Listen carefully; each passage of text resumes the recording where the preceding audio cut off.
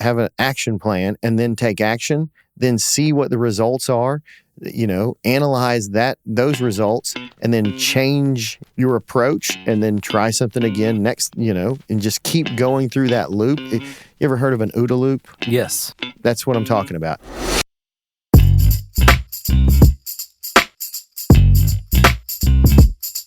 Hey everyone, and welcome to another episode of the Overlap Podcast, a quick hit episode of the Overlap Podcast, where we dive into the intersections of work, fitness, family, faith, parenting, leadership, all through the lens of business, being the microcosm of life, helping us not to just survive, but to thrive in this life, and really using those lessons in business to make us better people in all aspects of our life. And so, got a quick hit, and these are, like we say, quick hits, but, a little bit shorter form, but hopefully packed with one insightful idea to keep you thinking as you move throughout your day, your week, your month, your year. Good morning, Keith. Good morning. Speaking of the lens of fitness, we're busting it open tomorrow. Oh, my. Yeah. I'm actually, people are all like wound up about it. I'm kind of fun. I'm happy. I'm not I'm either. excited. I'm just going to take my time and go up and down a hill. It's just up and down a hill. Yeah, we're doing basically the equivalent of the elevation of Everest. That's what it is. Is it really? Yeah, did you know that? No, not at all. Yeah, so that's what it is, and it's like 11 miles. It's for a charity run here locally, and we're running for a charity that's sort of attached with our jiu-jitsu gym, and Rolling for Hope. Rolling for Hope brings jiu-jitsu to. I did not know that there is this Rough Wilson Youth Center in our area. Yeah, and they do huge things. Man, huge things. We had that little tournament there with the kids tournament. It was great. But really bringing jiu-jitsu to like people that would never know, that it's a thing, and helping them or allowing them to learn those lessons. And then also at the same time, helping our Brazilian coaches get a little bit more education, learn English, some financial literacy. There's lots of little programs that they throw into that, and it just keeps getting built out more and more every year. It's a good deal. Yeah, it's cool. So today, Keith's got a topic. It's a who, not how reminder. That's right. Over the last, really 18 months, I've watched you really navigate personnel, like probably more in depth than you've done in a long time. Yeah. And move people in and move people out and move people to the right seat. People that you thought maybe weren't in the right seat, you've moved them to the different places. So it's been interesting to watch. And so I got to thinking, we probably should really talk about how to know who, not how. I've been in the midst of that also, finding people inside my organization that can do things that I need done, and maybe elevate some of those, and delegate, elevate too. Mm-hmm. So let's wrap on that a bit. Yeah. Well, if you haven't heard us talk about and really review the book by what's your boy's name? Ben Hardy. Yeah, Ben Hardy. Who's got a new book coming out, and I can't wait. Yeah, Dr. Benjamin Hardy. A book is called Who, Not How. The concept is that basically we all get caught up with having the job description and everything completely lined out. And if you do that, then you should be able to plug someone in and that do the work. This is my interpretation, and I don't think this is exactly what he said. So I should really preface that. But the actuality is, or the reality is that if you find the right who and you give them guardrails, this is what I need done, this is the lane I kind of want you to operate within, then they're going to figure that out faster and better than your your fully worked out job description and plan and everything else. And you may be. We just had a conversation about you may be overlooking those people. Probably they could be right in your organization, and they could be like staring you in the face every day. It could. And I've done that. So, yeah, I have too. I will say I've done a pretty good job of elevating. I've probably elevated too many people beyond their abilities, but some people have really shined through. Well, that is a whole nother podcast that we could absolutely. That would be a long really one. It really is. But for this discussion, your question you wanted me to discuss, like over the last 18 months, we've had a lot of people kind of moving around in seats. And if you're in EOS, really one of the big objectives is right person, right seat, RPRS, right?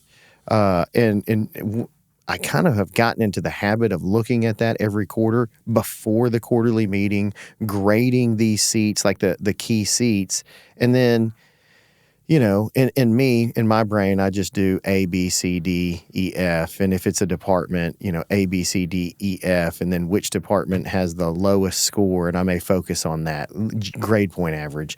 But the who, not how scenario, it really is that we went through a phase of trying a bunch of different. We had a great operations director named Justin. We had a theory on a branch and what it should do and how it should work. And Justin wanted some equity, so I partnered with him in a different branch. When he left, it created a vacuum, which I figured it would. And I figured it would create chaos is probably the only word that I can come up with, and I don't really like that word, but some shakeup, if you will, and it forced us to elevate certain people. Those people, it didn't work out. We tried bringing in outside help. That didn't work right at first. We tried another one. It was a really good person, right person, probably wrong fit. But by that time, Justin, who is the right who, went and had built a branch to the point where it could support another person. And so we were able to bring him back in. And just in 4 or 5 months, having the right who in place without a whole lot of direction from me has brought, wouldn't say serenity, but like calm and confidence to everyone in our operations department. And by that has created lots of confidence in our sales team because they know that the operation is going to get done.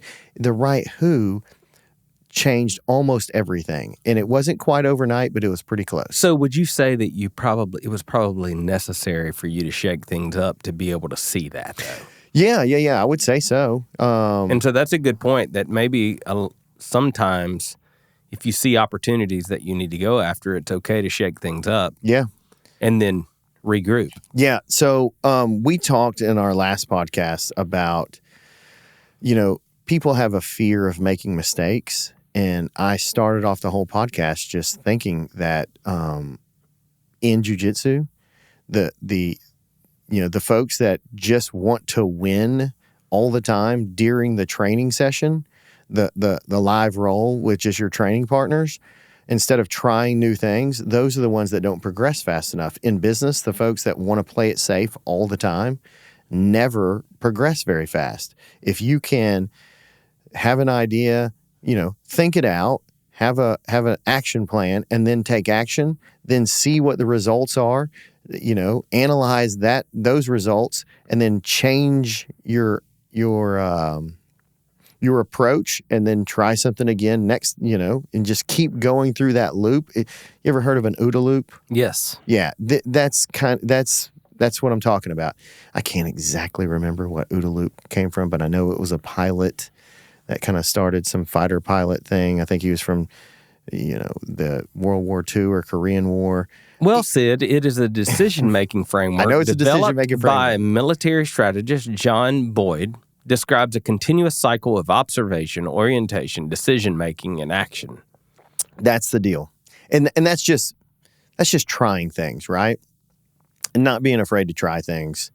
And maybe they're not big things, but you analyze the data that comes back, and then you adjust your actions. It's built to gain an advantage of competitive situations by outmaneuvering opponents. Yeah. Is that not business? That's business all day long. Yep. If you're a small business owner looking to take your business to the next level, listen up. My good friend Chris Francis has spent over 20 years growing his tree care business to national success. Now he's partnered with Rick Miller, you've probably heard him here on the podcast before, Harvard MBA, and business consultant to create Roadmap for Growth, an online course to help you scale, build teams, and create systems that last. It's not just for the tree industry. This course applies to any small service business. Check out treebusiness.com or hit the link on the Overlap homepage to learn more. Hey guys, I want to tell you about my friend Wes Cody. He's the president of C2 Wealth Strategies, a financial advisory firm dedicated to providing personalized solutions for your financial needs. Wes and his team of professionals are passionate about helping clients create wealth and achieve financial freedom. At C2 Wealth Strategies, they believe in taking a holistic approach to financial planning and are committed to building long-lasting relationships with their clients, ensuring their financial well-being every step of the way. Don't leave your financial future to chance. Contact Wes and C2 Wealth today at c2wealth.com to schedule a consultation. Let Wes and his team help you build your financial future.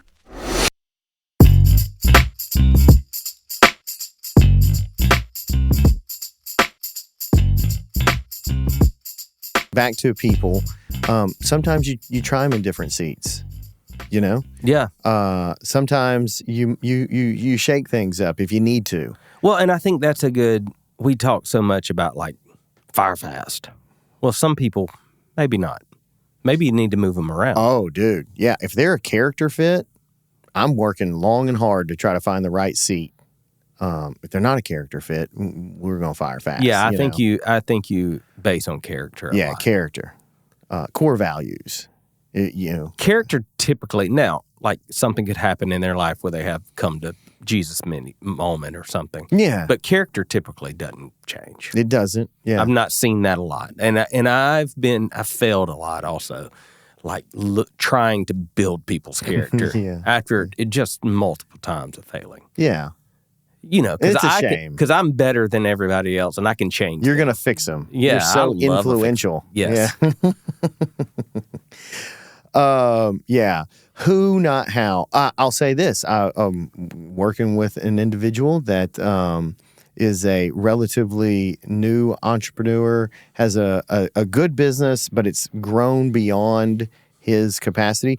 And not his capacity, but where he needs real help, right? And he has loyalty and love for an individual in the office, and thinks that just because of their title that they are fulfilling this role. Mm-hmm. Mind you, it's a role in an area that he doesn't have any expertise or experience with, in accounting, finance, and this person is like a craftsman kind of person, and really a pretty good leader of men. So got 2 out of the 3, but doesn't have the 1, which is the finance, which is very important for business. If you have someone in the finance role, you kind of need them good at finance. They need to be solid, right? Yeah, they do. And this person isn't. And so they're having all of these little issues that I can sort of identify as like, yeah, that's it. That's that person. That's the thing. You don't have clear data. It's not coming to you fast enough. You can't make decisions. No wonder you don't have confidence in your decisions. It all boils down to this. If you get the right who, you don't necessarily need to know how that the accounting gets done. Correct. You just need to know it well enough to be able to make these decisions. And you need someone, the right who, to put them in that way, and so consistently and so well that you have real confidence that what you're looking at is actual good data. And there's no confidence with this person. So who, not how plays a lot of roles. Let me back up too. Let me just say this. We're talking who, not how, and we're talking about people. And it's a tough concept for people when they start off, when you start a business, or you'll say you're starting in the business world. You're not even owning your own business, but you're trying to move up. Most of what you do, most of your success is driven out of your hard work, your dedication, your ingenuity, right? But at a certain point, as you scale, you can no longer scale beyond yourself. You become the bottleneck. So then you start adding people, and the Peter principle usually falls into place where that's where let me elevate Jimmy, because Jimmy's been with me from the beginning, and he's great, and he always works hard. So let him be a manager. And everyone does that with sales managers, right? Let me make the best salesperson the manager. Oh yeah, it happened to me in my corporate job. Terrible idea. Yeah. Well, you take your best salesperson out of the sales role, and put them managing people. Which typically, if someone's really great at sales, they're not good managers. It's not their deal. No. If people are good craftsmen, they don't have the patience to manage people. They just want to get stuff done. That's right. They want it done a certain way, which makes it seem like, teach everyone your way. They don't want to do that. And they run people off, where you get someone that had to learn to be a good craftsman and sort of appreciates the person that put their arm around them, and they remember that. And maybe they're a little bit more in tuned with systems and things like that. Then they become pretty good managers, but they're probably a B craftsman. That brings up a good point. As the leader, a lot of times our inspiration, our desire to inspire, you like that? Yeah, I do. Puts people in a detriment because we elevate the wrong person just out of inspiration need. Yeah. Hey, I really want to keep them. Oh, I need to elevate them. Oh, yeah, dude, that happens all the time. Yeah. I'm going to lose them if I don't create a position for them. Yep. Yeah. And then we create positions we don't need. It's chaotic. And then we put them in places, in situations that's above their capacity, and then we get pissed at them that we've done it, and they screw up. And they're not happy because they're not being successful. No. They know they're not being successful. When they're thinking about it before they fall asleep every night, they know it's them. But the ego won't allow them to say that it's them, so it's got to be your fault. This is the problem. This is the downside of being an owner. You're going to be the bad guy because you did make the call. Well, you're either going to be the bad guy that you didn't elevate someone. Yeah. Or you're going to be the bad guy that you elevate someone to a place that's beyond their capacity. Then you have to remove them from the place that you put them. Yeah. And let me just say that to any leader, any business owner, that's going to happen. It's going to happen. If you think you're going to avoid that crucible of learning, you're not. No one is immune to that. Everyone's going to make that mistake. Everyone's going to miss that. Everyone's going to want it so much for the good person that it just ends up messing them up. But you have to learn that. And if you can learn it quick and really learn your lesson, it doesn't affect you as bad. But if you're one of those people that really loves people, and man, I've been there. It probably took me way too long to learn that one because our whole business is about, hey, if you want a career in this green industry, this is the place. We want it to be a place where you can come, learn, and elevate.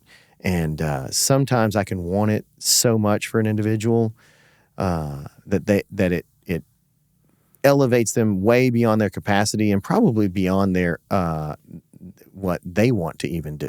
Yeah. Who, not how, though. You get the right people in place and you elevate the right people or bring in the right people, it makes everything run smooth. It allows you to lift your head up and look out and think about what's the next thing we should be doing? What's the next service we should be thinking about? How do we start to research that? How can we start to incorporate something else in here? What does our tech look like? Is it terrible? Oh man, can I start working on that? I know I'm not the guy, but I know what we need. Can I start working with a consultant? Does that free me up to have take whatever the next step is. If you get the right who's in there, man, work just gets done and you don't have to worry about it, and it frees up so much mental space.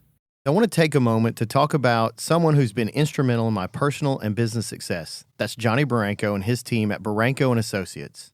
For over 7 years, Johnny has been my go-to accountant and financial consultant. I can tell you that he's more than just a tax preparer. Johnny takes a holistic approach to all my financial dealings, aligning them with my long-term plans and personal lifestyle. I've recommended Johnny to several friends throughout different business groups around the country, and the feedback has been nothing short of exceptional. His expertise and service are top-notch. So if you're looking for someone who not only prepares your taxes, but also helps you strategize for the future, Johnny and his team at Barranco & Associates are the ones to call. Trust me, you won't regret it. So contact Johnny Barranco today and take the first steps towards financial peace. You're not going to regret this. Hey, let me tell you about a friend of the show called Content Fresh. Since they've taken over our social media for the Overlap podcast, we've seen incredible growth. When you combine the growth from all social platforms, we're looking at a massive increase of 2,235%. This partnership has truly transformed our reach and engagement. If you're passionate about growing your business, partnering with Content Fresh could be a game changer for you. Go to overlaplife.com and click on sponsors today. As the leader, you need mental space. You do. Someone's got to be looking up and looking out and driving the ship. You don't want to hit an iceberg. You don't want to run aground. You don't want to run into another ship. Someone's got to be on the lookout. Yep, been there. Oh, me too. Yeah, head down so long. Oh, me too. Ran right into rocks. Yeah, me too. And then I was like, I was busy. I knew the housing crisis was coming. Yeah. I knew it. But if I could just sell this next job, we'll probably be okay. Instead of going, man, our business model isn't really set up for this. Right. This looks bad. Maybe we should be doing something different. Yeah. Oh, well. Well, we got to keep it a quick hit. Yep. There Who, it not, is. how. That's good stuff. You got anything to add to the who, not, how? No, I think you hit it. All right. Okay. If you have questions, hit us up online. We're working on some stuff that may happen. That it's going to be some good stuff where you can talk to us and, help us out on the show. We appreciate it. Thank Peace. you.